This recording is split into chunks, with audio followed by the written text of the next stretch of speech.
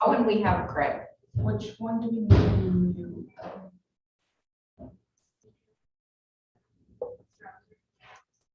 You just want to make sure your YouTube is muted in the background so you don't get a loop feedback. Oh, and we have Craig. Yeah, there's a YouTube feedback, so you're gonna have to go to the browser stuff and just mute the YouTube feed. That's muted. Yeah, okay. Sorry, otherwise you'll just have the meeting repeating back to you. All right, so we're good. And you can all still hear us here? Yeah. Okay, excellent. Yes. And thank you, Craig. Welcome. Craig, we might as well, we're going to be doing roundtable introductions. So if you wouldn't mind starting, Craig, then we'll go to Jordan and then we'll come to the room here, okay? Thank you, Madam Chair. My apologies. I had gremlins. Ladies and gentlemen, been member of the AAC for many. I think I must be close to being senior member, Diane, in terms of years of experience, other than my time as a staffer in that very office. And so glad that we're up and running. Happy to see everybody. Thank you, Craig. Jordan Durocher. Okay, and then Sierra. I'm Sierra with Merchandise to support. Derek O'Reilly, member of the AAC, hoping to be the chair of this committee for this year. Don McConnell, recently retired and happy to be here. My name is Andre Levante. I am representing Bradshaw Development Center. I'm Sandra Hollingsworth. I'm city councilor with the City of St. Marie, representing Ward 1 and many constituents. Thank you. Rachel Kaczynski, city clerk. Shannon Gallons, current member of the AAC, stepping down as chair. Right. Diane Morel, accessibility coordinator for the city of Sault Ste. Marie. Wayne Shar from Bergen. 2 weeks ago, I officially became a senior citizen. Congratulations. Yeah. Lisa Bezo Allen, Ward 2, City Council. Tony Ray Striker, planning department. Dan Jennings, ACC member. Carol Magnan, committee member. Diane Gerhart, committee member. Carrie Tuckett, hearing care counselor and deafblind support worker. And Stephanie Perry, planning department. All right, thank you, everyone. We are going to jump right in with a presentation on the procedural bylaw. Rachel is going to be leading that, so if we can share the screen. After the presentation, then we'll jump into doing elections and everything else that goes along with the meetings, but I figured it's important for us to know how we're supposed to be conducting business. Right, the floor is yours, Rachel. Madison, did you want to drive with my support or how do you want to go? Yeah, sure. We can go through it and just go back and forth. But yeah, so thanks everybody. Sorry again for not being able to have a video. Madison Supa, Deputy City Clerk, and we've been going around to all the different boards and committees to talk about meeting procedures for committees of council, but also available. We do a lot of work with this committee on a number of different matters. So certainly not our first time at the table, and won't be the last. It's an excellent opportunity for us to work together on some exciting projects. So I'm very happy to be here today and to meet all the new committee members and see the returning committee members. And although we're post-election now, we're back into meeting procedures. Everyone will know I have a strong desire for election work. So, but today we're talking about meeting procedures, and let me just make sure I can. There we go. So boards and committees, local boards and committees of council include advisory and other committees or boards whose members are appointed by council for an ongoing purpose. Special committees appointed by council or the head of council at any time as it's deemed necessary. So there was an advertisement that was put out to have committee members, and people applied. And I wanted to just mention that this was the first time we used the board manager process. So it's a different kind of online cloud-based program that we used, and we appreciate all the feedback that we got for that. We're going to make some improvements going forward. But it was our first time using it, so there were a few hiccups and bumps down the road, but we got through it, and certainly we'll make improvements as we go forward. Everyone applied, and then all of those applications are presented to the board and committee nominating task force, where all of the applications are reviewed, and the task force makes recommendations to council. So there are a number of boards and committees across. We have a various amount of them for different reasons, and then there's also some that are struck for very specific purposes, ad hoc committees or specialized task force. So a number of different groups to work on good work. And the governance versus management. So council provides the governance and oversight and that big picture planning. So that's where we get the direction from city council.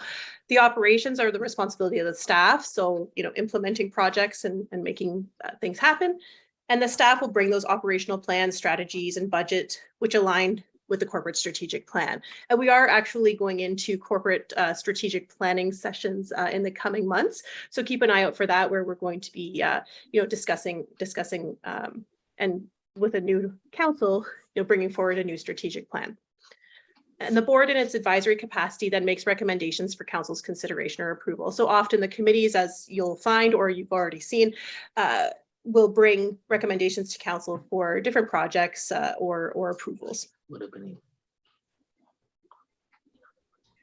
As far as accountability and transparency, there are a number of different pieces of legislation that we work within, and also our city's procedure bylaw and the code of conduct. So there's the Municipal Act and the Municipal Conflict of Interest Act, and we'll talk about those all throughout the presentation. So the procedure bylaw 2022-100, it's council's procedure bylaw, and it applies to the calling and proceedings of meetings of council and the local boards and committees. So committees defined, it means any advisory or other committee, subcommittee, or similar entity of which at least 50% of the members are also members of one or more councils or local boards. And just to note that the local board does not include police services boards or public library boards. They're under a different pieces of legislation. So defining a meeting means any regular, special, or other meeting of a council, of a local board, or of a committee of either of them, where a quorum of members is present and members discuss or otherwise deal with any matter in a way that materially advances the business or decision-making of the council, local board, or committee. And I just wanted to make a note here that, there may be events that you participate going forward and you actually end up with a quorum of committee members, like you might go, even for lunch or something like that. But what you really need to be mindful of is that you're not materially advancing the business of the committee. So even if you're all in the same place and you have quorum, just be mindful not to advance the committee's business. And this also goes for group email discussions. So group email discussions constitute a meeting and should not occur because they cannot meet the criteria for open meetings. So the public can't observe the decision-making and action because it's happening through email. So just be mindful of group emails and not to do that. So the agendas for the meetings are set by the chair in consultation with the staff resource. They're posted to the city website at least 24 hours in advance. A week is ideal. Like the earlier you can get the agenda out, the better. However, we understand that sometimes there's things that need to kind of come together a couple days ahead of time. So certainly 24 hours is the standard, but we like it ahead of time if possible, and include all attachments. So the public should have all the attachments that are also available to committee members for an open meeting. The business considered in order set forth on the agenda. However, the chair may vary the order. If it makes more sense to move something up because you have a presenter or, just the flow of the meeting, it makes more sense to talk about something else. You can alter the agenda items, but certainly we'll leave that to the chair to decide. A member may ask that a motion is placed on the agenda provided they have a seconder.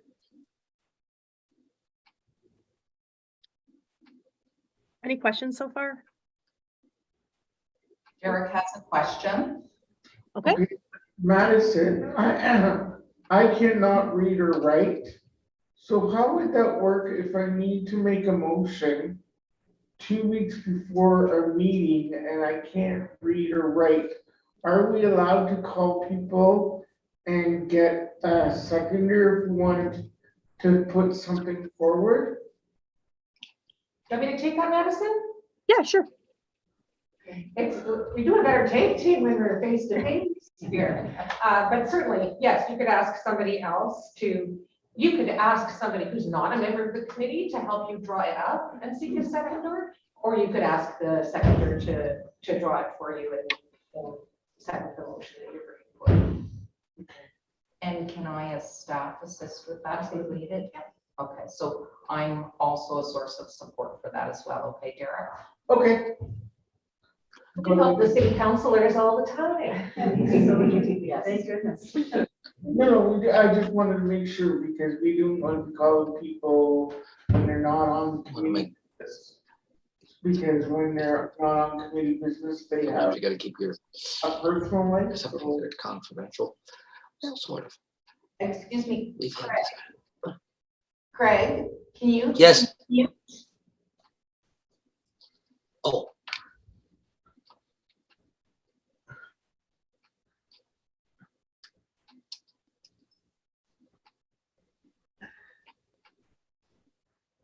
Yeah, the only thing I would say is if you were into something of a closed nature, then you don't want to ask somebody who's outside the committee to assist you.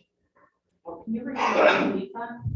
If it were something that was going to be discussed in closed session, you wouldn't want to discuss that to get help from somebody outside the committee. Thank you for that. Are we okay with that, Derek? Oh, yeah. Okay. Thanks, Madison. Go ahead. Yeah, no problem. So open meetings shall be open to the public and no person shall be excluded therefrom except for improper conduct. The notice of meetings is published on the city's website, including agendas and minutes. The public may record by video or audio. Now, we have live YouTube streams, so those recordings will stay up on YouTube for people to view after the fact to see what transpired during the meeting. But if a member of the public wanted to come to the meeting space and record it, they could do that. And also, just I want to make a special note that subcommittees are subject to procedural bylaw and open meeting provisions as well. So sometimes you might strike a subcommittee for special, purpose, or you're planning something, or whatever the reason. But just make sure that you note that the subcommittees need to make sure there's that live stream and then your meeting in open as well. And those agendas can be posted and the minutes can be posted on the website for the subcommittees as well. Okay, Madison, I'm just going to confirm. So we have a site plan subcommittee. So that is also subject to the live and open meeting processes, correct? Correct. Okay, thank you. Diane, what's the makeup of the subcommittee? The Who sits on it? is the chair will be a person from the main committee. And there are some other members that are part of site plan, but it may also include members of the public and professionals as well, like architects or designers or builders of various different talents. So I would say you would be open. You can have a task force. So if you have a subcommittee that has more staff than members of the committee, then you're not subject to the open meeting provisions. I don't know if you have subcommittees that would be more task force driven than committee driven. You know what? I think I'll have to clarify that because there is a task. There is a, whatever site plans come through our desk. So I'm not sure where that fits in. Check your composition, and the only thing I would advise is make that a formal motion. That if you are going to make a committee that's intended to be a task force and not have to meet openly, that resolution should be made by this committee and naming the positions of the staff people who will be on the committee in addition to committee members. Yeah, And I think we'll have to. You can consult with us as you go. Yes. Yeah. I was just say we could touch base offline on that one as well at a later time. Yes. Okay, Madison, Derek has a question. Okay, Oh, sure. my question is, if we do not have anything on the site plan committee, like if there's nothing given to us, we can't have a site plan meeting. Correct? That's right. We only meet when there is something that needs a review, Derek. We have a standing meeting, or we have had in the past, a standing meeting on, I think it was every Tuesday at lunchtime. But if there were no site plans, the site plan chair would send out an email saying we have nothing to review this week. Okay, but how would we can't have a lunch meeting due to the fact that we have to have the Zoom meeting, like the Zoom changes everything for us, so how do we do it, like? Well, I think we'll have to define that in consultation with clerks, Derek, how that's going to work. Okay, So we'll bring that back to the committee. okay, thank you. Thanks, Derek. All right, Madison, go ahead. Okay, so closed meetings. I know this is a slide that has very small font, and but certainly we can leave this with you to review. I'm not going to go through all of this. I might pop this slide over to Rachel in a moment, but Section 239, subsection 2 of the Municipal Act has a number of items where meetings can be closed. So, you know, if it's related to personal identifiable information, you know, potential litigation, labor relations, like these are just a few examples of reasons you might have a closed meeting. But our recommendation is always, if you can be an open, to be an open. And it's at the very bottom of this slide, it says this section of the act is permissive, not prescriptive. So the meeting may be closed for these reasons, but again, if you can be open, we always suggest that. I don't know if you want to add anything else in there, Rachel, for closed meetings. Just that, I mean, I think a lot of those wouldn't necessarily come before this committee, but we're always available to check with us and see what section you might be closed. I don't know whether sometimes there may be trade secrets or ideas that individuals or companies have that might adversely affect their competitive position. Those are the kind of reasons that you could go. Okay, thank you. Thanks, Madison. Oh, yeah, no problem. The exception is educational or training sessions. So a meeting of a council or local board or of a committee of either of them may be closed to the public if the following conditions are both satisfied. So the first is that the meeting is held for the purpose of educating or training the members. And second, at the meeting, no member discusses or otherwise deals with any matter in a way that materially advances the business or decision-making of the council, local board, or committee. So I think it's also a good spot to say that anytime you're enclosed, you want to stick to the matter at hand. You don't want to start veering off into other subjects or other agenda items that wouldn't necessarily be fit the requirements for a closed meeting. So you can do education and training in closed, but it needs to stick to that. But again, we say if you can do it in open, do it in open. So electronic meetings, I always kind of lead out with, I started in the clerk's office in September of 2019, and then the pandemic came. And it was a good initiation or orientation into the clerk's office on how you have to be adaptable and flexible and kind of roll with things, because electronic meetings, you know, changed the way we met. The Municipal Act was amended to allow for electronic participation where you would be counted as part of quorum. So previously you could participate electronically, but you wouldn't be counted as quorum. So now that is appears to be a permanent change. They haven't, gone back from that change through the pandemic, and it's great. Like I'm not a voting member, but I can participate electronically today. But you do have members participating electronically because they might be out of town, or you might not be feeling well, but you still want to be able to observe and vote on things as a voting member. Guest speakers from out of town, it's a great way to, save on some travel costs or those types of things, or, there's a number of benefits for electronic meetings. But it kind of started where we were just not live streaming, but Shaw would be streaming of telephone calls. So we used to have teleconference calls, and we explored electronic meeting platforms and eventually ended up securing an electronic meeting platform and then going to live YouTube streams to help promote and allow the public to observe, and it increases transparency and accountability, and people can check out what's going on, and even after the fact they can go, oh, what happened at the Accessibility Advisory Committee on February 8th, and they can go back to that meeting and check it out. There's a lot of information around electronic meetings. There's been a few ombudsman's investigations throughout the time that we've been using it, not necessarily with Sault Ste. Marie per se. We have had 2 in the past little while where we didn't embed the YouTube link in the agenda, and it wasn't super clear on where the public could observe the meeting. We course corrected immediately, and it was a good learning experience for all of us that, you know, these things happen, and you know, we want to make sure we do it right. We want to make sure the public are able to observe the decision making in action. So just make sure that you always have that on your agendas, on where, be very specific on where the public can observe the meeting.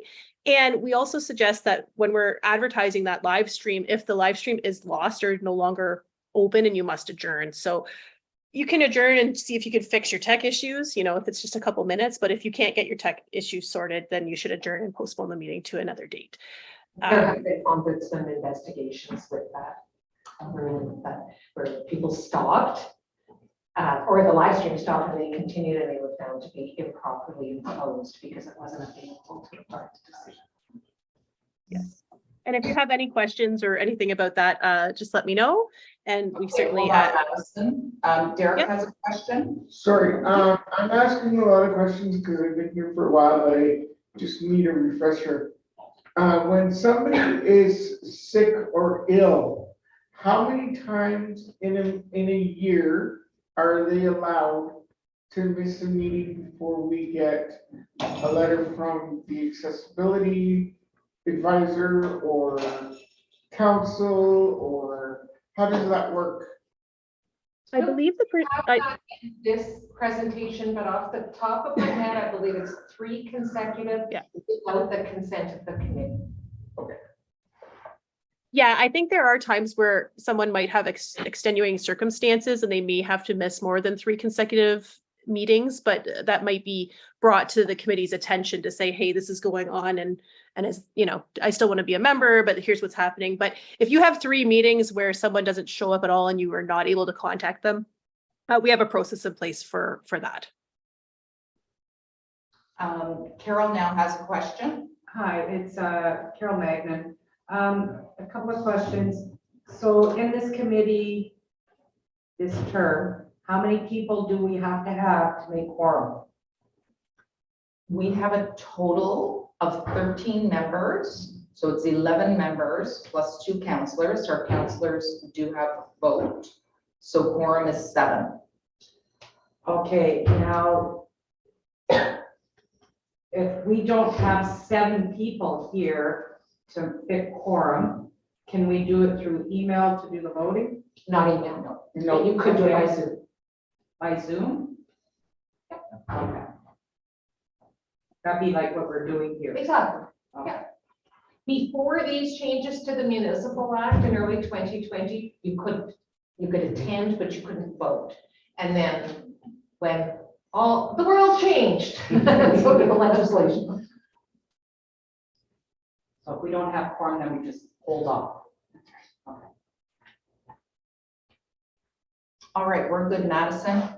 Yeah, and if there's any other questions, like I said, about electronic meetings, certainly just reach out, and we do work with staff. I mean, over the course of this learning curve, we've worked together really effectively to figure things out, and even the quirks like today where we're trying to sort through things. So closed meeting investigations. The Municipal Act provides that a person may request an investigation by the provincial ombudsman as to whether the council or board met improperly in closed session. The ombudsman investigates, provides a report and recommendations if found to have met improperly in closed, and then the council or board must have passed a resolution to how it intends to address that report. So it's certainly something that we take very seriously, and we want to make sure that we do our best always and implement best practices to remain accountable and transparent. And we'll go forward, and if we're found to be improperly closed, then we'll look at that as it comes.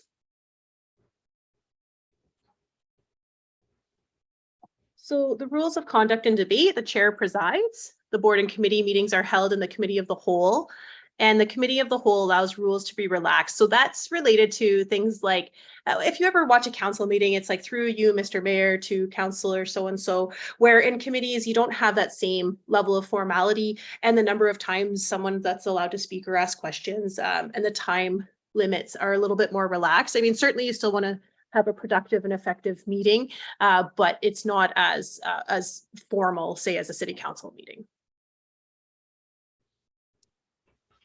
In the conduct of members, a member shall not disobey the provisions of this bylaw or decision of the chair upon questions of order of practice or upon the interpretation of rules of procedure. And the second thing, which the chair will have to keep an eye on, is a breach of parliamentary decorum. So we just want to make sure everyone's being respectful and everyone's following procedure, and the chair can navigate those types of situations. Okay, Madison, Derek has a question. Actually, Yeah, go ahead. not a question, but a comment.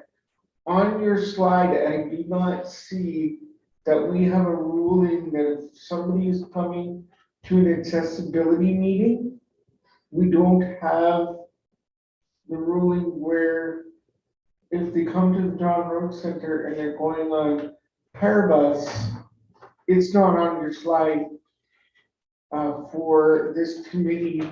How could we put that in there in the slideshow so that anybody new that wants to get onto the accessibility, I just don't want them to feel that they have to pay. So it has to be somewhere embedded into your slide that once you become a member of the AAC, you must notify us either by mail or by slide like we're doing here today.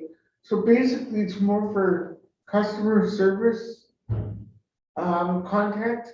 So that Derek, are you speaking specifically about use of Parabus? yes, for these meetings. Okay, so that isn't part of the procedural bylaw. That's more of something that applies directly to this committee. Okay, so sorry, That's okay. It's okay. All questions are good questions. If you have questions about that, Derek, we can chat later, okay? Okay, sorry about that, Madison. No, that's it's a good question to bring up, and sometimes the presentation sparks ideas that you want to bring forward. So absolutely no problem at all. Great, thanks. So we talked about this too a little bit earlier about the motions being in writing, and the operative clause shall commence with the words resolved that and shall be moved and seconded. So you'll actually find some of those after this presentation, and when you go into voting for a chair and those types of positions, it'll be resolved that so and so be appointed chair for the term, and you'll have a mover and seconder, and everyone will vote on that. A member who wishes to introduce a motion not on the agenda that is of a substantive nature must introduce the motion as a notice of motion. So the motion is not heard at that meeting. And what that really means is you haven't given the public notice that you're going to talk about that. So if you have something that's not on the agenda that's significant and substantive, you want to give proper notice to the public so that they can observe that discussion or any kind of decisions that are made on that. So you just want to make sure you're giving the public proper notice. The finality of the vote is subject to a motion to reconsider. A motion once decided may not be reintroduced for 12 months. And this is really just to, and maybe Rachel, if you want to jump in here, but I'm trying to say that it's to avoid, a topic coming back over and over and over and over again at a meeting that, so it allows for the finality and then. If I'm successful on something that I want the committee to decide, you don't want me to be able to every meeting come forth and reintroduce it. So there's this process that you can't do it for 12 months unless somebody who voted with the prevailing side. So if the motion failed, somebody who voted against it. If it passed, somebody who voted with it, one of those people, and seconded by somebody who also voted with the prevailing side or was absent, that's when you could bring it forward within that 12 months. If you ever have that, give us a call and we'll walk you through it. We've had a few of them. We had one at the 12 and a half or 11 and a half month mark. Yes, and it doesn't come up often, but it does come up occasionally. And but like we said, we can help walk through that as well. The relevance of debates. We talked about this a little bit, but on all motions, discussion must be relevant to the subject under consideration. You don't want to veer off onto other topics, especially because of that public notice requirement. So both in open and closed, you want to make sure that you're staying on topic. So a quorum question already came up, but we'll talk a little bit about it. Mayor is an ex officio member of all committees, but not counted in quorum. No business shall be considered unless a quorum is present. So if you lose quorum, just don't make any decisions or materially advance the committee's business. But, you know, for information sharing and that kind of thing, you know, certainly you can do that, but you don't want to be materially advancing the committee's business. Quorum is a majority of members and is lost during the meeting. If it's lost during the meeting, then the meeting would end. However, there is a kind of an exception to that, where if your quorum is lost by virtue of declaration of conflict of interest, then you're okay. Like, you won't lose quorum if it's because of a conflict of interest declaration. And I know I'm going to ask Rachel to speak to conflict of interest in a minute, and it'll get into a bit more detail about that quorum requirement. Administration. So the secretary shall keep the minutes and record without note or comment. So I was a board liaison for 8 or 9 years. And when I first started with the city, I'd write every single thing down, and I'd write all the narrative and all the details. And after I took my procedure bylaw training, I changed that quickly to, you know, making sure that it's the decision points, the action items, and those things that are kept within the minutes. So you don't need the narrative, and it's specific without note or comment. So you're providing notice of the meetings, posting the minutes and agenda to the website. You could pass them along to our communication staff for that purpose. Perform clerical functions as required. So the chair of the committee does vote. I think there's a common misconception out there that the chair would only vote in the event of a tie, but that's not accurate. The chair votes. The chair of the committee votes.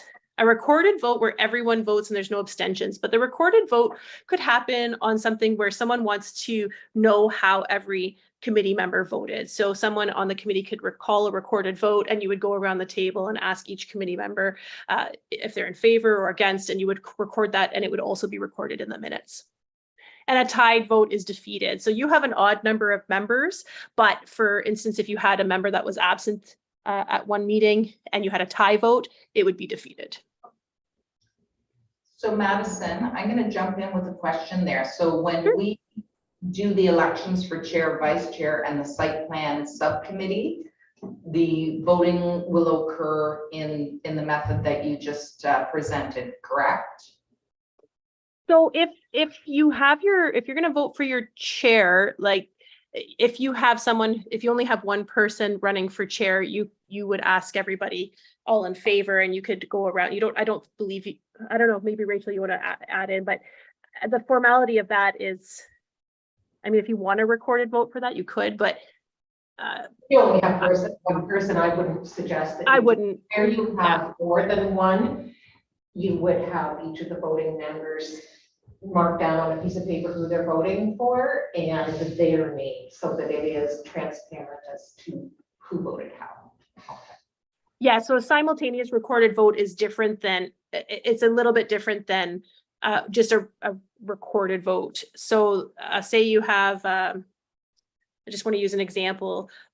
You have a motion on the floor to spend $5 on something. You could go around, and someone said, I'd like to call a recorded vote. You would go around the table and ask each member if they were for or against the expenditure of that $5, and you would record how everyone voted in the minutes. A simultaneous recorded vote with respect to the chair is a little bit different, where you would be showing the voting member and who they are voting for. Does that make sense?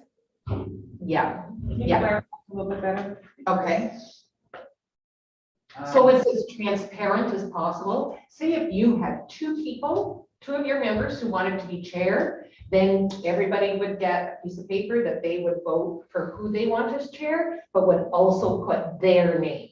So I know that Carol Magnan voted for Charlie Brown. So there's no secret voting.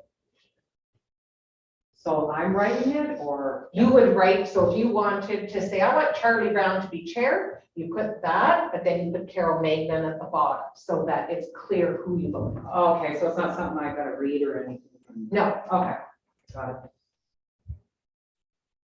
it.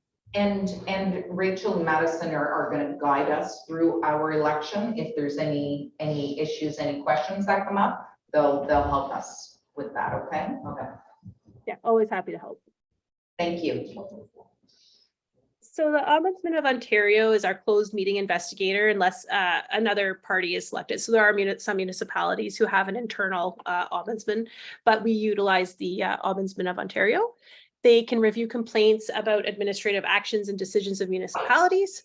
They cannot overturn decisions of elected officials or direct them on public policy.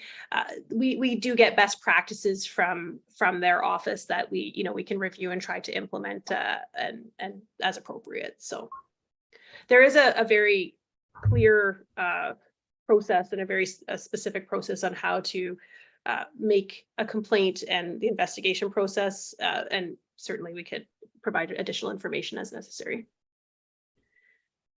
So the Integrity Commissioner, this is related to application of code of conduct. So we can certainly circulate a copy of the code of conduct to the group, Diane, through you. If I think it's a good idea for everyone to kind of know what's included in it. And certainly the members of the council and local boards should be following the code of conduct. We're going to get into a couple items that it addresses, but we are currently reviewing our code of conduct. And once we have a new approved by council code of conduct, we'll circulate a revision. Oh, I got signed out there. Sorry. Give me a second while I sign back in and we can keep going. I'm going to stop sharing just for a second while I was talking too much. But we can certainly circulate that. There was a provincial review of the code of conduct in general. I don't know, Rachel, I want to say almost 2 years ago now, and we were still waiting for the outcomes of that review. My understanding is once we have that information, we'll make sure obviously that, what's decided there will be incorporated in our own. But for now, we're going to do an assessment of our current one and then bring that forward to council. My apologies, everybody. I have a little tech challenge. My authenticator wants attention here. Okay. There we go. you were in an aquarium there. Oh, sorry. Okay, let's go back to sharing the screen. It might just be my stuffy nose. There we go. Sorry about that, everyone. Oh, yes. Yeah. So, There you go. yeah, application of any procedure, rules, or policies governing ethical behavior, application of conflicts of interest to members of council, local boards, and the request for members for advice regarding obligations under the Code of Conduct, procedures, rules, policies, or the Municipal Conflict of Interest Act. And it also provides provision of education information regarding these items. So the Code of Conduct, the Municipal Act requires that a Code of Conduct be established for municipal councils, advisory committees, and local boards. And the Code of Conduct addresses things like gifts and benefits. I always highlight confidentiality because a lot of what we deal with, it can be highly confidential. So we want to make sure that those clauses in the Code of Conduct are upheld. The use of board property, influence on staff, and improper use of influence. So again, like I said, I'll circulate that code of conduct for all boards and committees of council, and you can take a peek. The complaints alleging violation are investigated by the Integrity Commissioner, and results of the inquiry are reported to both council and the local board. So again, there is a very specific process for requesting an investigation, and it is on the city's website, but happy to to walk through that if anyone has any additional questions or wants more information on that. I'm going to let Rachel take over for Municipal Conflict of Interest Act, if that's okay, Rachel. So the Municipal Conflict of Interest Act will apply if a member has any pecuniary is such a strange word. I was put financial in instead. So if you have a financial interest, whether it's direct or indirect, and something that's before the board, you should declare a conflict and not vote on it and not attempt to influence the voting.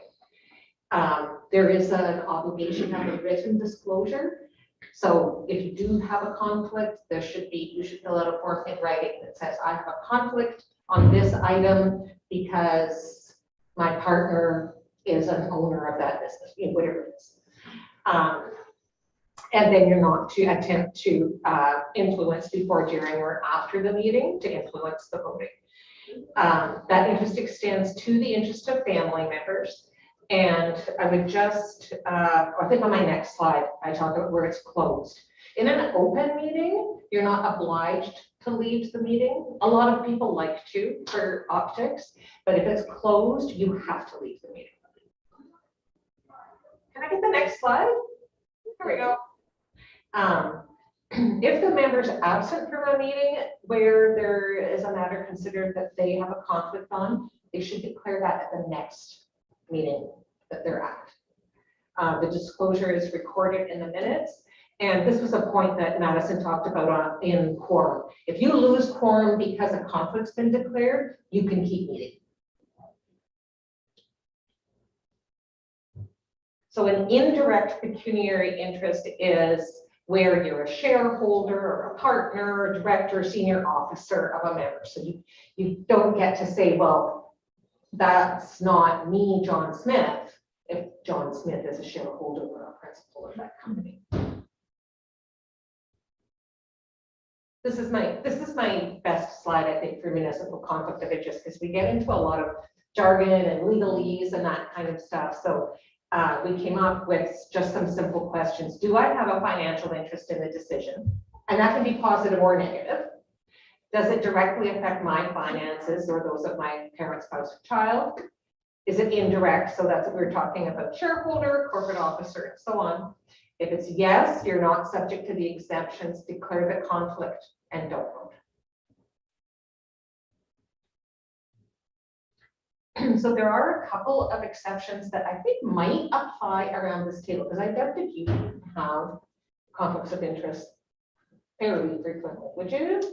No, really, not in our experience. But often what will happen is when you have an interest in common with everybody else around the table, it can be that you have that interest in common with people generally. So if it is that kind of interest that affects that general group of members, there's an exemption under the Act. Also, if it's something that's so remote or insignificant, so Madison's $5 cup of coffee would be, a good example of that. You don't have to declare the conflict because I brought you a coffee when I came to your meeting. The Municipal Freedom of Information and Protection of Privacy Act. This is a piece of legislation, and it's there to protect the privacy of individuals. It is to provide for the disclosure of certain records upon request, so the public can make requests through the FOI, the Freedom of Information process. And the best practice is to release the documents which are already publicly available. So any agendas, minutes, council reports, things like that. A lot of the time, if we have it available and it's a public document, the best practice is to release those documents. And communications regarding the business of the municipality are considered a record, regardless of whether the device is personal or not. So what we're saying here is, even if you're using your personal cell phone to say text another member of the committee about committee business, it still could be considered a corporate record, even if it's on your personal cell phone. So just be mindful of your communications because they're corporate records. And I just want to make sure people know that. I think there was this idea that, oh, it's my personal cell phone, but that doesn't matter. It still could be considered a corporate record if it's related to corporate business. So if we got a Freedom of Information request that said, we want to know any emails between the chair and the coordinator related to, it's all going out there. So you want to be careful. There's some times where it's better to pick up the telephone and have the conversation than to have your emails made public. And we put this in only because of a past situation with one of the boards or committees, but we wanted to make note that the boards and committees are subordinate and accountable to city council. And when making statements or putting out kind of public surveys, they shouldn't be critical of city council or its members. That's not appropriate. But we also want to make really, really clear that this isn't applying to gathering public input. We always promote getting public input. Like that's part of our core, our core function is to, get citizen engagement and all of that. But what we're saying here is that the communication that comes out from the committee regarding that gathering that information shouldn't start off as critical or have statements that are critical of city council, because the committee is subordinate to city council. So we definitely promote getting input. Not all of that input's going to be positive. That's fair. But certainly the starting point of it, or the statements being made by the committee, should not be critical. So that's the end of our formal presentation. Certainly willing to take any questions if anyone has any.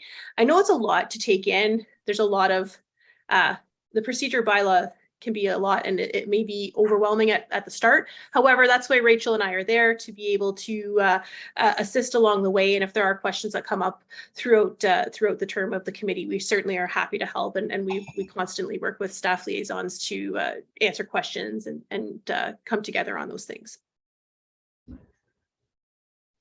Hey, nobody has their hand up.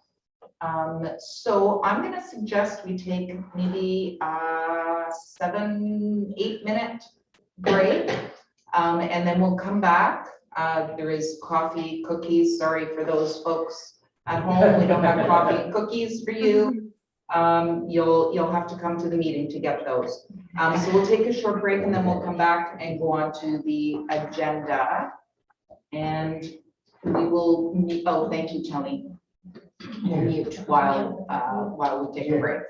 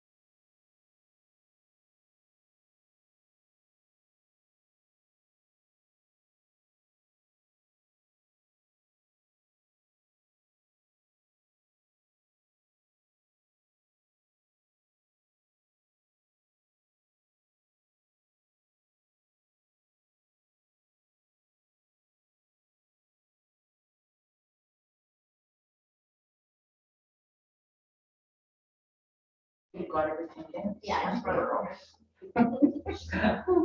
Thank you.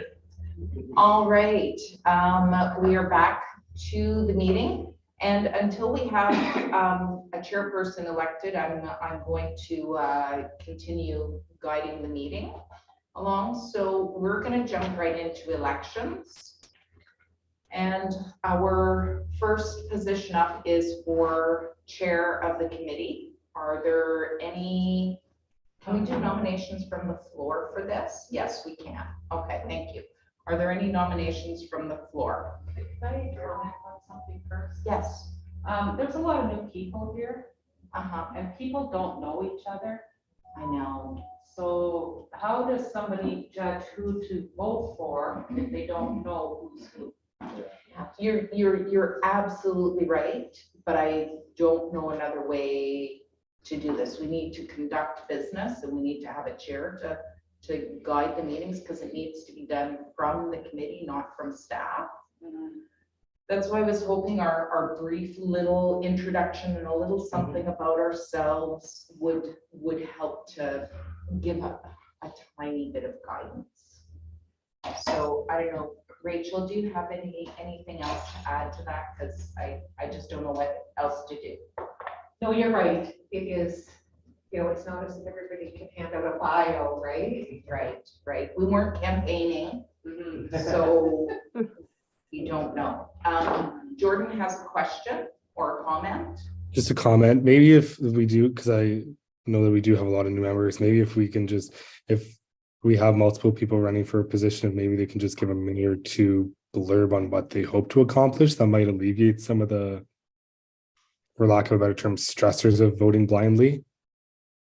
Okay, thank you. And Dawn? Just when someone is selected as chair, how long is that for?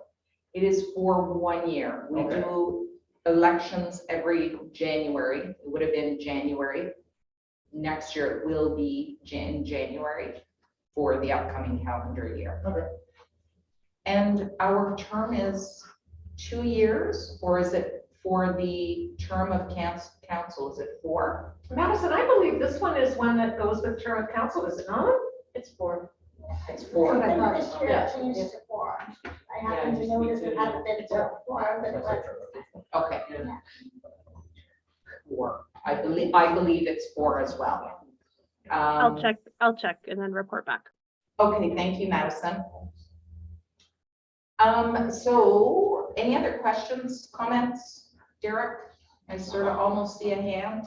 Okay, I've been, I just want to let you know, that, or did we start the actual elections yet? No. If there's no other questions, I think that's the next thing. No other questions or comments? Okay. And now Okay, go ahead. the reason why I would like to chair is because I've been here since 2004 or 1984, something like that. And I want to accomplish to make sure that we can make Sault Ste. Marie a better Sault Ste. Marie. With each new build we have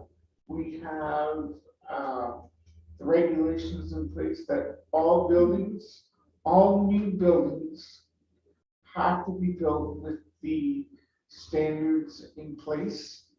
We just can't, if a building owner does not want to do the retrofitting, we can't go after that as a committee. We can only say we want in the new builds. That's why we have this committee and we have the subcommittees is so that we can give a choice. For instance, like for parking, we have a choice for how many parking spots go where we need it and where we have situations. So I'm just hoping to keep the tradition running for this next year. To give you examples. Thank you, Derek. So Derek, you're putting your name forward Yes. for chair. Yes. And we need a seconder for that, is that right, Rachel? Okay, we need a seconder. Is someone like to second Derek's motion for chair? I'll second that. Are there any other motions, anyone else to nominate someone else or themselves for chair? I'd like to actually nominate Dawn. This may be your first year on this actual committee, but you have a long background of showing up and you'd be a good fit, I think. I didn't expect that. Yeah, okay. You'll allow your name to stand, okay, thank you. Do we have a seconder for that? Carol?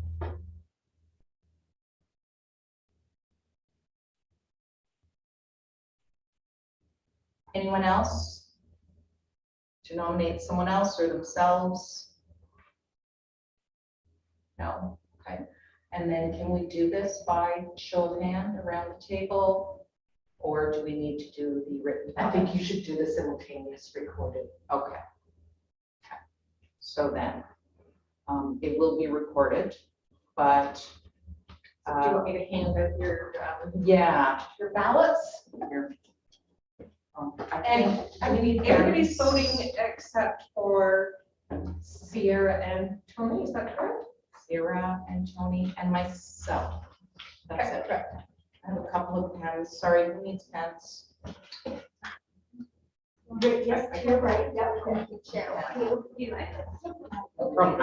did bring out others as well. My father's. You can't vote twice. It's generally frowned upon.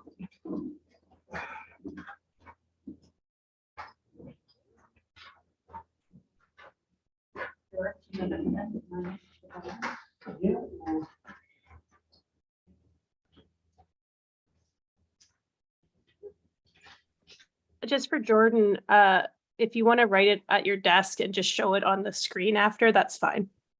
Excellent. Done it once or twice.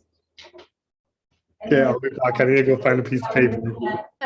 I just thought I'd let you know. So Rachel, just make sure we're clear, so we put the candidate's name on it. You're gonna put the and then we name put of the our person name. you're voting for and then your name at the bottom.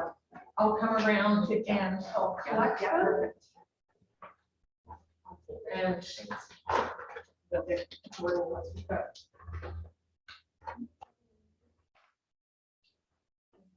2, 3, 4, Oh, 5. and Craig too, I guess. Sorry, Craig, I had only Jordan on my screen. 11. Wait a minute, I've counted too many. Yeah, I did too. That's impossible. 1, 2, 3, 4, 5, 6, 7, 8, 9, 10, 11, and 12. Why am I counting 12? We have 11 members. It's the Zoom that's confusing. Goodness. Because there's 2. I think you're members of council, right? So you're 11 plus 2. Oh, yes, that's right. That's right. That's exactly right. It's 11 plus 2. Yeah, That's right. Thank you.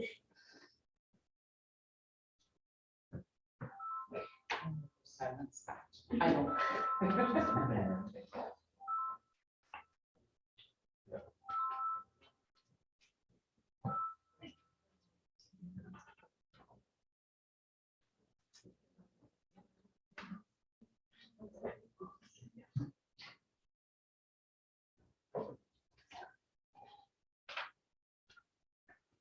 Madison, do you want to do the tally? And Yeah, I was just getting a piece of paper for it. Do you want to get it? No problem. Always good to double check. That's right. So you ask both Craig and Jordan to hold up their paper. That's correct. Just see. Yes. Okay. All right, Craig and Jordan, who's ready to go first? You hold it higher, Craig? Okay. Craig vote for Dawn. And Jordan, Can we come to me at the end? I'm still trying to Oh, get my. yeah, sure. ready. Okay, we'll go ahead. Carrie? Do I have, oh, I have to say that loud. No, I'll read them. No. Oh, you got them. Oh, okay. Sorry. My Sorry, apologies. sorry. No, we want you at the end. We've got Derek Lavalley, Wait, sorry, Rachel, I can't hear you very well. Derek, Dawn,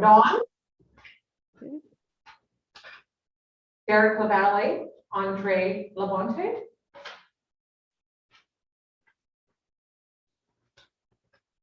Derek, Lisa Bezel-Allen, Derek, Sandra Hollingsworth, Derek, Carrie Tuckett, Dawn, Diane Gerhardt,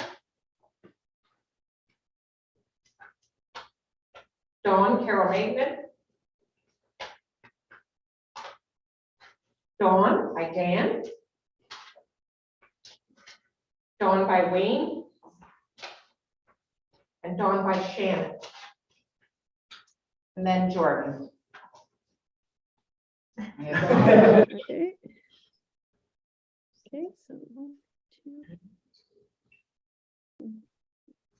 8. And I don't know if Diane, you were keeping track too, but 1, 6, 7, 8.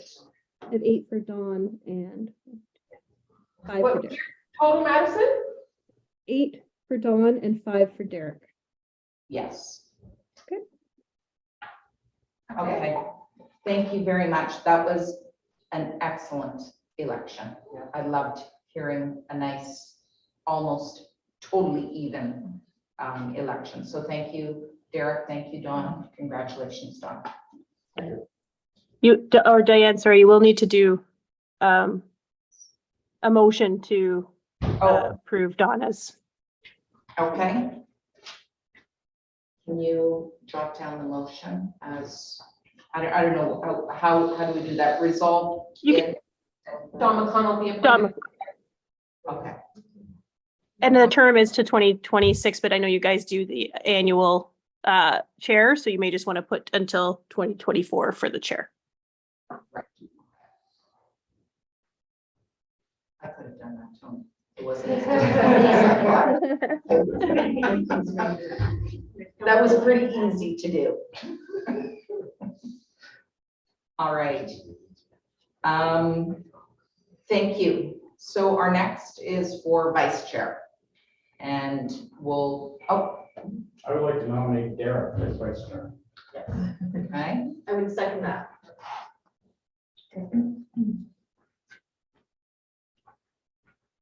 Excellent. Anyone else for vice chair? Self-nomination or another person, if they allow it to stand? Derek? Myself? Excellent choice. Excellent. Any other nominations? Okay, then I believe that means, Derek, you've been appointed as vice chair. Okay. Congratulations and thank you everyone on that one. Thank you. Our last one is the site plan subcommittee. So I know you may be allowing your name to stand for nomination, even though you don't know what site plan subcommittee does, but it reviews site plans under the Planning Act section, I forget what 31 of the Planning Act, that the committee chooses to review. There's actual site plans, so you get to see areas that there's applications within the city that is within site plan control. And you get to see the drawings, and comments are on the exterior of the building. So the entrance, the approach, the parking, sidewalks, walkways. Because everything indoors is covered by the building code. So we have an opportunity to provide some comments and feedback to council on the exterior of these public buildings. So do we have anybody interested in the site plan subcommittee as chair? Dan? I was gonna say Dan. Dan for chair, and we've got a seconder. I'll second. We'll accept. All right. Anyone else for site plan subcommittee? No, okay. Well, that being done, thank you, Dan.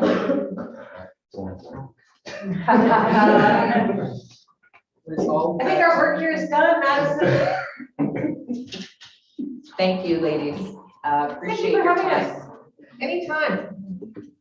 Yes, thank you very much, and we'll be in touch. All right, thanks, Madison. All right, so our chair, yes, thank you very much. Our chair is to take over the meeting from this point. Do you have an agenda, Dawn? Yes, I do. How convenient. How could we- You're so organized. And I see the next thing on our committee is to approve the minutes of the December 13th meeting, which Diane did distribute earlier to everyone. Hopefully everyone has had a chance to see that. Are there any errors or omissions or changes that people would like to make on those minutes? I recognize that half the people who are now on the committee were not at that meeting, so it's tricky for us. A little bit tricky. A lot of comments. But for those of you who were here, any comments, errors, omissions, suggestions? It looks fun. I was there. Yeah. It looks fun. Let's see. Okay. Can we have a motion to approve the minutes of the December 12th meeting? Thank you, Lisa, from someone who was actually at the meeting. I'll second it. And we have a Carol was second, there too. Carol, thank you. All right. Next item on the agenda is a declaration of a conflict of interest, which was briefly discussed earlier. I don't see us having a lot of conflicts of interest over the upcoming year. I really don't. No. But if anybody feels they have an interest that they, or a conflict that they would like to disclose, that would be a really good time. And I know that it's difficult. I misspoke there a little bit, because I'm not asking you to possibly at some point in the future declare a conflict. If you have anything that the committee is dealing with today that you have a conflict on. Carol? I've got a comment or question or whatever. Go ahead. Can you clarify what a conflict of interest is? A conflict of interest is something in a nutshell that benefits you or an immediate member of your family financially. That's basically what it comes down to. Positively or negatively. Correct. Yeah. Positively or negatively. I just like everything kind of clarified. I got really good advice from a lawyer a number of years ago. He says, if you think you might have a conflict, you do. I don't see any conflict. Maybe we can let the minutes show that there are none. And move on to new business. Request for change in meeting date. Diane, did this come from? Yes, this did come from a member of the committee, but that has since, the conflict has since resolved, so we can just cancel that item. Perfect. And the next item is the accessibility advisory committee training. And again, I'm going to turn that over to our coordinator. Sure. I'd like to, oh, Derek has a I question. just wanted to back up a little bit and suggest that we thank the people that put their name forward. Thank you, Mr. Chair. Thank you, Dan. Thank you for everybody that put their name up, because without you, we wouldn't have a committee. So I just want to make sure we say thank you to everybody. Thank you, Dan. Thank you, for putting your name up. I know it's not easy, but you'll get used to it. Very appropriate. That's why we wanted to know if it's only for a year or not.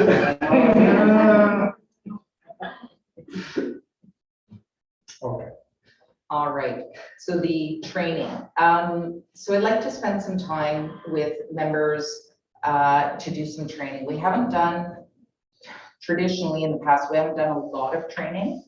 at the very beginning, when the AODA came out and the standards came out, we did do some training. But in the last many years, there hasn't been much. There's been a handout, the book that I sent out to everyone on, what your role is as a committee member. But that's not really training. It's not an opportunity to have discussion and ask questions. So I would love to spend some time. There is a certain component that is supposed to be mandatory for all committees of council. But I'd like to do it on lunchtime, maybe every second week over the lunch, to try to accommodate those that do have a working schedule. But I'm open to other suggestions as well. We could do an after work if needed. Weekends are out though. And the pair of us is available. Yes. I think, and this is on another board that I sit on, we have an education component in every meeting. And because we do have a 2-hour meeting, I think you possibly could have an hour of that depending on the agenda. Like we don't have like a lot of site plan or things like that. And I think it would be really beneficial if we had other organizations throughout the community to talk about accessibility and that sort of thing. And that might be a really good way to get that training piece going.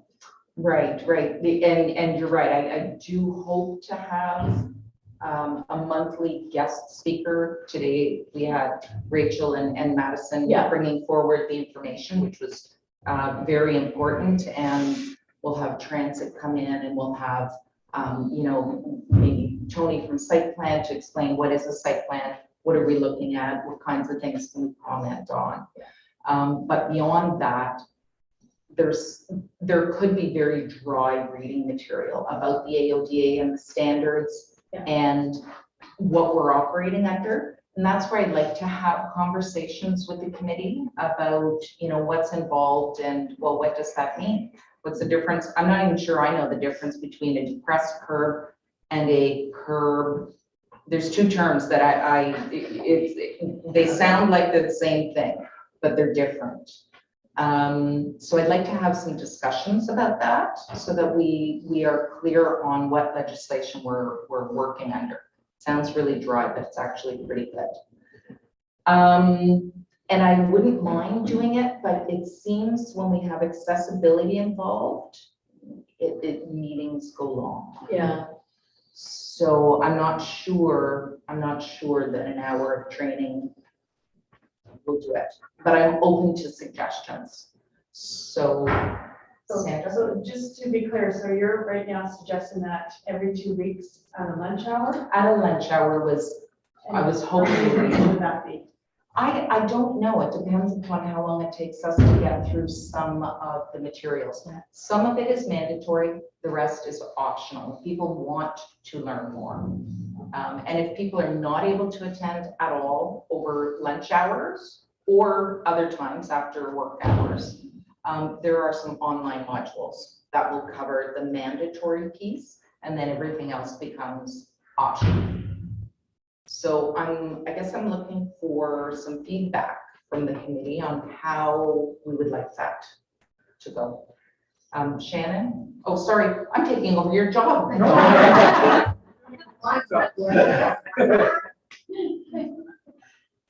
How about for things like a guest speaker coming in, or like you were talking about the curb cut learning?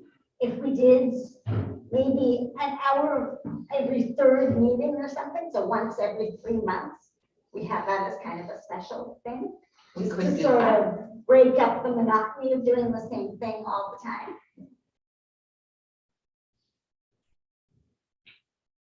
Okay. I'd love to hear more from other members. Go ahead, Carol. See, I find there's a lot to it. Okay, and one of my things is, it doesn't matter what it is, documents or whatever, when the wording is too complicated, not everybody understands it. So I like it to be in black and white, very clear what it says, but like I had asked you, whatever it was I asked you. Okay, if there's a word there I want to make sure everybody understands it, you know? So it has to be made easy that everybody can understand it. Sometimes it takes a little longer for people to get it. You know? An hour, I don't know if that's gonna be, sometimes our meetings last an hour or 2 hours. We have 2 hours scheduled Yeah, at every month. but most of the time we run an hour and a half. Okay. Just reading it, because I've read them. I kind of like the idea of having it, you know, every once in a while, every couple of weeks or something, like a little course type thing, you know, until you know it, because we got a lot of new people here. I don't. Good, really good points, and I don't know that we'll have an actual decision today, but I think the discussion points are important. Go ahead, Carrie. I don't have an opinion per se yet, but I just clarification. How many hours do you think we're talking about to learn the material before we kind of decide how we're going to learn it and when? Well, it's a very good question. I don't have a solid answer because it depends upon your own background and your own interests. I know for myself, when I was a committee member, I spent quite a bit of my own free time researching because I was, you know, really curious about transit standards or about various different parts of the legislation and policies even being part of that. So it can be very long, it can be very dry. And But to it get just, the basic amount to of get the training that basics. you want all of I'd us say to it would have? probably take 4 meetings, possibly more. The mandatory, we can probably get through in, well, it will take 2, like say, hours to go through it because they're actually modules. And that takes about 2 hours to get through. And then beyond that, it's into the legislation and understanding what kinds of things are in there as well. And let's say that we kind of sit down, when I say we, that's like most of you, I appreciate that. And give some thought to, you know, a program that kind of makes sense and then bring something back to people so they've got something to respond to. And kind of say, I have a bit of a, this is going to sound terrible, but I have a bit of, because I'm going to contradict myself in a minute. I have a bit of a fear that there's a lot. And then to make it for this committee, and we need to kind of maybe break that up into bite-sized chunks. But the other part that goes with that is, having worked with the development industry for a long time, there's a training that we need to get out there to other people as well. And I appreciate the fact that the committee needs to be comfortable with what we're doing first. But then I think the next step to that, which is like months away, is for us to get the word out there to people, because we found that people are really willing and able to remove barriers, do barrier removal, and to design to a higher standard. They just don't know what to do. So it's not part of their thought process. Right. And if we can get that out there to the development industry and others and say, this is what you guys need to be thinking about, they'll do it. Yeah. But I agree, we kind of need to be clear ourselves on what our role is and what we want to do. Right. There's a bit of a strategic planning involved there, I think, for the committee as well. Right. Yeah. Okay. Other comments on that? Well, in that case, I'm going to continue. So I just want Go to ahead. say, I'll be up front, your learning is very important, don't get me wrong, but your first proposal every 2 weeks, and it's going to be a challenge, I think, for many people. Yeah. And so I kind of want understand to unleash towards Shannon's idea of reading it into our meetings, Okay. so. Okay. I will put something out. I'll put together the very basics. I'll show you what the modules are that are mandatory. And then beyond that, I've saved materials for training, and I'll send that out as well. And I'll put some timeframes to it. And then I'm happy to hear back from everybody on your particular preferences. Too long, lunchtimes won't work, after work won't work, during meetings, you know, yes, no, whatever the thoughts are. and then we'll come back to the committee with that information. Does that sound okay? Sounds like a great one. Okay. All right. Okay. And Diane, now, since I have not been here for 7 or 8 months or 9 months or whatever it is now, can you take us through old business in here? Oh, old business. So old business, what I have here under several of these points. Sorry. Thank you, Councillor. What I have under old business and standing items, they're items that I would like to have on the agenda every month as a reminder that the committee has an opportunity to provide feedback on these items. And as well, there may be something that, say, for instance, the location of benches. The committee pays $10,000 for the location of 4 benches that it apparently buys 4 benches every year.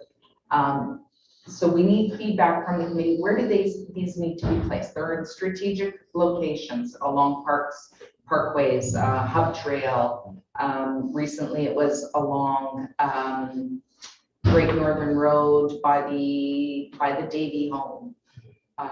So there's other areas that have been identified by the committee as places that are required for benches. So I'd love to have that feedback from the committee. You can gather that information from the community at large as well and bring that back. It'll go on to a list. And then every year when community services is looking for where do we need to put these benches, I can give them the list and say, these were the top ones that came up.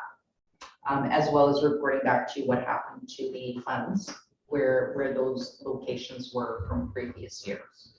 So that's what the old business kind of is about. Okay, and so basically what you're asking the committee is if you have any great suggestions on any of these, feel free to speak it up. We have a budget, we'll move it along to the appropriate people. My first comment would be $10,000 seems a lot of money for 4 benches, but. Yes, because it's not just the actual bench, it's the placement, it's the concrete, it's the paving beside it, because if you have a bench, you need to also have a place beside it off the path for someone in a mobility device. So yeah, it's incredible how the funds disappear. It is. But it is something that is in our plan and that was decided as a priority from this committee. Yeah. So the location of benches, last year was the first year. So I'll just jump in then, Don. Sure. Okay. So last year was the first year that we put funds towards that. And there will be 2 at the Northern Community Center at each entrance. They're waiting for the construction to be completed before there's an installation. Derek, do you need a minute? No. Okay. One will be at GFL, and then they're waiting for some feedback on another location. So the 4th one has not been identified, so the funds went at the end of the year. They'll be using them this upcoming year. We also, through that same department, we also provide $10,000 for 2 accessible swings and 2 musical instruments to be added to existing parks. Right now, Rosedale Park will be getting those 4 pieces of equipment because that's a new one that's being worked on. So it's kind of in the same area. Bus stops and shelters, I have nothing to report to the committee on that. But if there are any locations where a bus stop or shelter needs attention, accessibility, we'll take that back and we'll be sure to bring that forward to transit as well. Is there anyone have anything identified they'd like to bring forward now? So they haven't checked into the shelter at Cara? Those are on the list. Okay. Those are on the list. So I'm looking for some more. Anything else? So just keep your eyes and ears open from the community and as you're moving about, and you can start to identify. those I areas. just wanted to let yourself and Dawn know, those of us on Parabus need to be excused and book by one. Okay. All right, so accessible parking violations, I'll try to get through this before you have to leave. Since our last meeting, which was in December, as of January 24th, there were 4 accessible parking violations. The committee follows this because this has been on the table for accessibility since forever. Accessible parking violations.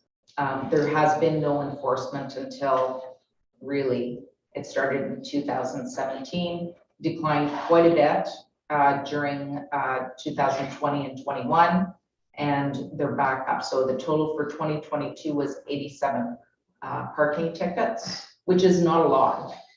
That's for the whole year. And so far in 2023, there are 4. So that's just an information item for the committee. And if the committee is not happy with what they're seeing and hearing, feedback can be brought back to the enforcement people. You said so far in 2022 it's 4. You mean 2023? Sorry, 2023, yes. Sorry. Yes. All right.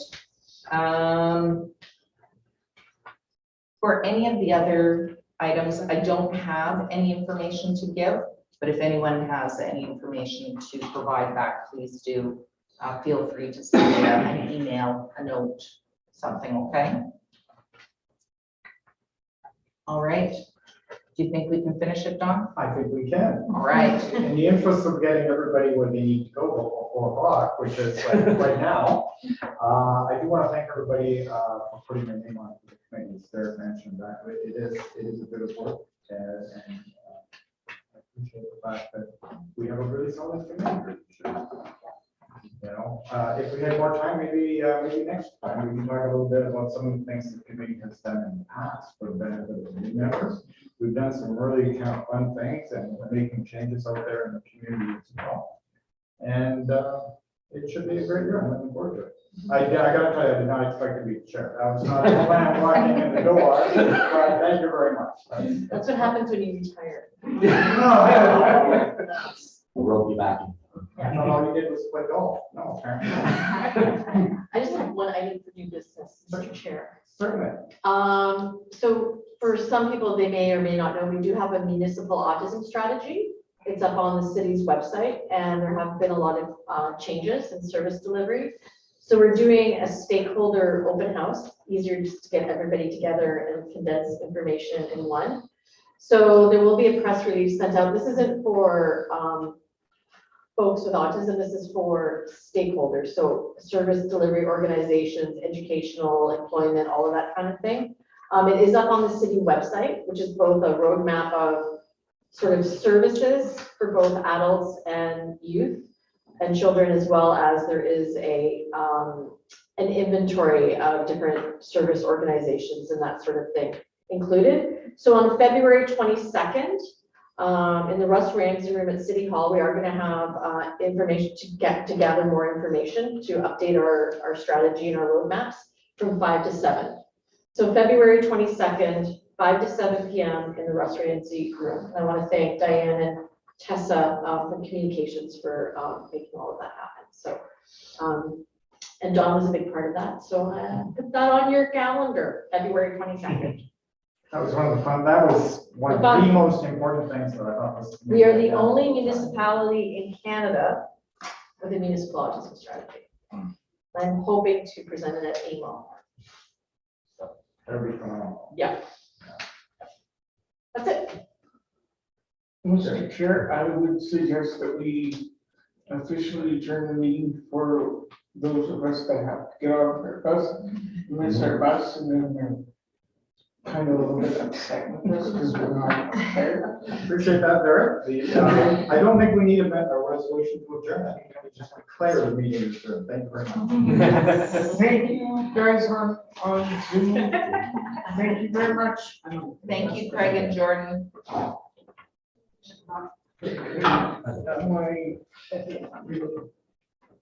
Thanks.